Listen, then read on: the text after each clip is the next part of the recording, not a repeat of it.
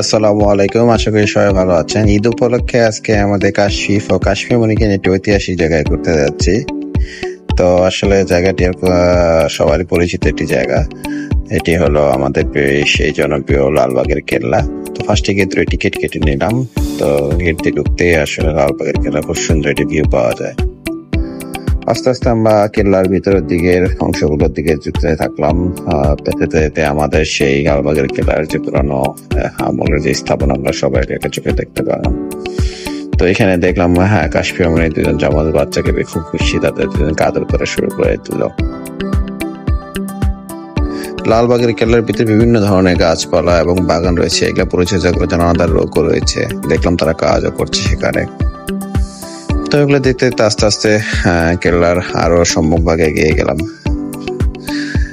তো এখান থেকে কেল্লার অনেক সুন্দর ভিউ পাওয়া যাচ্ছে। আরো এটি হলো সেই লালবাগের কেল্লার পুরোনো আমলের সেই পানির ফোয়া, যার মধ্যে কাশিফ নেমে যেতে চেয়েছিল, যদি আমি নামতে দিইনি।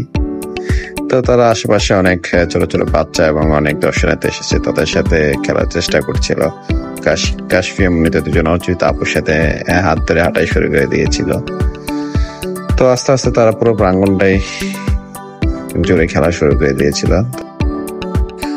তারপর আমরা ধীরে ধীরে সেই যে পরিবিবির মাজার সহ অন্যান্য সমাধিস্থল রয়েছে সেখানটা চলে আসলাম। এখানে 3টে অজানা সমাধি রয়েছে এবং 2টি বাচ্চার অজানা সমাধি রয়েছে, এবং এর ভিতরে রয়েছে পরিবিবির মাজার বা কবরস্থান যেটি বলেন।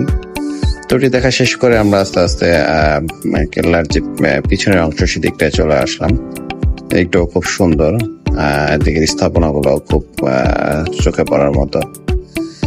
তো আস্তে আস্তে এই দেয়ালটি ধরে আমরা এগোতে থাকলাম, এবং এই দেয়ালের রাস্তার জুড়ে অনেক সুন্দর গাছপালা রয়েছে, এবং এখানে যে উঁচু পাহাড়ের মতো অংশটি রয়েছে এইখানেও দেখতে অনেক সুন্দর, এবং এখান থেকে এই যে লালবাগের কেল্লার পিছনের দেয়ালটিও দেখা যাচ্ছে। তারপর আস্তে আস্তে আমরা কাশ্মীর মণিকে নিয়ে হাম্মামখানার যে অংশ রয়েছে সেখানে চলে গেলাম ঘুরতে। সেখানে একটি সুন্দর ফোয়ারা দেখতে পেলাম, এবং আস্তে আস্তে হাম্মামখানার যে মেন অংশটি সেখানে চলে গেলাম। তো এই অংশগুলোতে সম্ভবত পানি সংরক্ষণ করে রাখা হতো, এবং এই অংশটিতে সম্ভবত পানি গরম করে রাখা হতো, গরম অবস্থা ছিল। আর এটা হলো হাম্মামখানার সম্পর্কে সঠিক তথ্য দেওয়া আছে এখানে। আর এটা হলো হাম্মামখানার মলমূত্র ত্যাগ করার যে অংশটি সেটি। এবং এখান থেকে বের হয়ে দেখলাম যে অংশটি সেটি সম্ভবত গোসল করার জন্য ব্যবহৃত হতো। সবই পুরানো আমলের সে রাজকীয় স্টাইলে তৈরি করা। তো আস্তে আস্তে আমরা হাম্মামখানা পরিদর্শন শেষে বের হয়ে গেলাম। বের হয়ে এখন আমরা পিছনের অংশটিতে যাব।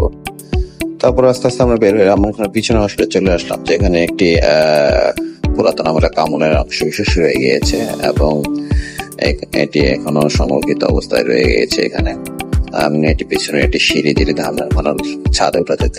আর এটি হলো সে অংশ যেখানে সম্ভবত গরম পানি করার জন্য জ্বালানি দেওয়া হতো। তো বের হয়ে আস্তে আস্তে আমি এদিকে আসতে দেখলাম সে রাজকীয় আমলের সেই বড় পুকুরটি, যেটি উপস্থিত বিশাল আকৃতির, যেটি এখন সম্পূর্ণ পানি শূন্য। আর এটি হলো সেই অংশ যেখানে একটি গোপন সুড়ঙ্গ রয়েছে। তো আসার পথে এখানে আরো একটি অজানা সমাধিস্থল দেখলাম। তো দেখতে দেখতে আমাদের ঘোরা শেষ হয়ে গেল। এখন আমরা সেই আবার কাশ্মীর মণির মাধ্যমে আপনাদের সবার কাছ থেকে বিদায় নিয়ে আস্তে আস্তে চলে আসলাম।